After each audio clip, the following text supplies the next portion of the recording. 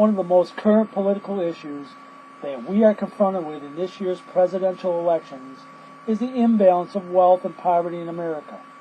Today, I will discuss 3 points about some facts regarding both economic levels. The outline of the 3 points from this informative speech are: 1. Contrast between rich and poor from both political parties' theories. 2. Present and discuss poverty statistics from the U.S. Census through slides. And 3. I'll present and discuss wealth statistics also from the U.S. Census. And in conclusion, I will make a statement of what is happening from the contrast in prosperity from both parties. Let's start with point number 1. Contrast between rich and poor from both political parties. The Republican conservative view points out that almost all poverty in the U.S. is relative poverty. The poor have less than what government officials claim people living in our rich society ought to have, rather than absolute poverty where day-to-day survival is the issue. Conservatives argue that our system is doing a pretty good job of providing for the U.S. population. Half of today's poor own their own homes, most have at least one car, and almost all have television sets or any other household convenience. Conservatives point to the importance of personal responsibility and self-reliance on their own well-being. They argue that there will be plenty of opportunities available to anyone who's willing to take advantage of them. The Democratic liberals argue that poverty is more of a structural problem than an individual problem. Most people become poor not because they're irresponsible, but because of the way our society operates. Most unemployment is caused by economic recession or corporate mergers and downsizing that reduces the number of available jobs. Also, some people are disadvantaged because of racism or other forms of discrimination that prevent them from obtaining good jobs. Liberals seek to have the laws that ban discrimination in education and the workplace actively enforced. Also, they support government-assisted programs that offer some financial security to everyone. They support higher taxes, especially to the rich, to help pay for such programs. The fact is that it will be 5 years ago, starting in September, since the collapse of the Lehman Brothers on Wall Street set off a financial crisis that plunged the world in a whole new depression. Right now, there's a grassroots campaign movement taking place on Wall Street, headed by the 99% crowd of citizens, to hold the 1% of the richest in this country responsible for the imbalance in wealth and prosperity. In 1981, Republican Ronald Reagan was elected president, and his trickle-down economic theory was supposed to create prosperity for everyone, from the top CEO to the average worker.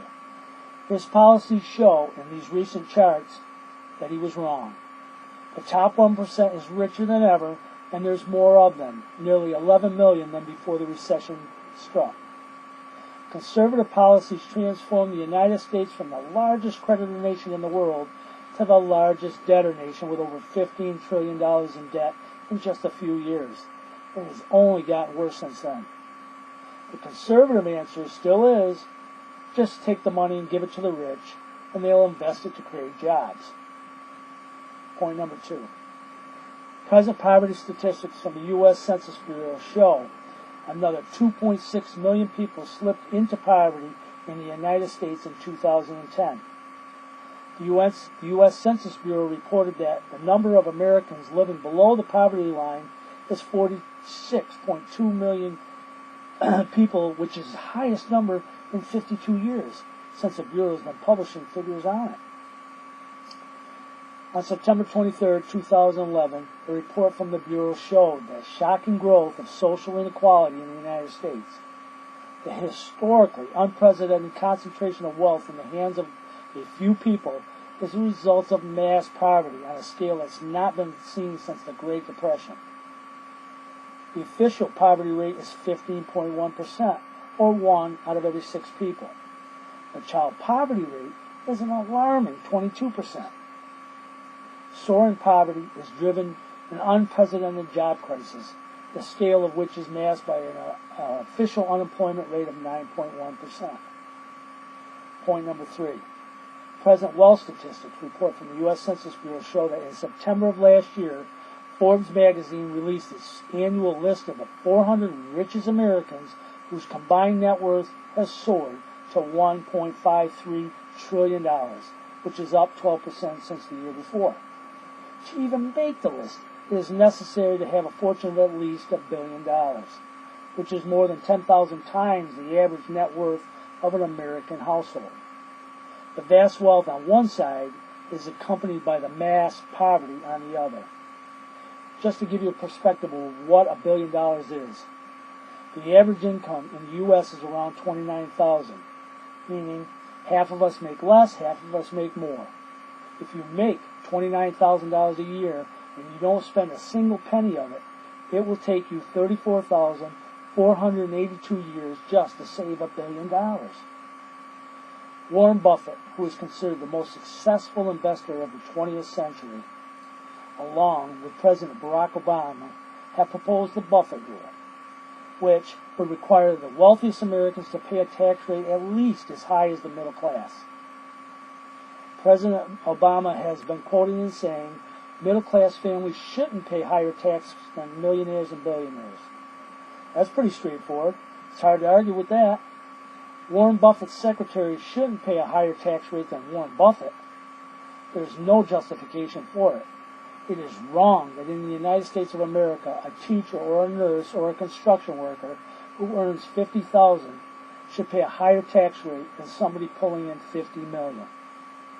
Mitt Romney, who is a Conservative Party candidate, said at the Iowa debate in August of 2011, that as governor in the state of Massachusetts, he cut taxes 19 times and did not raise taxes.